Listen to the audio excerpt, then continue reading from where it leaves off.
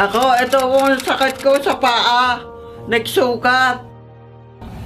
Umakyat yan lang. Oh. Hanggang dyan sa binte.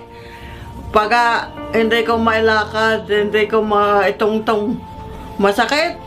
Hindi ko alam na yung palang masakit na yon, may tumira na pala sa loob. Kaya umaakyat dito, masakit na masakit. Binubuhat na ako, hindi na ako nakakalakad. Si Doktora Delia Maceda, ang tumingin dito sa paa ko. Ang sabi niya, okay na ba, bibigyan kita na pinakamabagsik, Quantomen. Tapos meron pa siyang mga capsule na binigay sa akin. Ay kung hindi dahil sa Quantomen at saka kay Doktora Delia Maceda, ay baka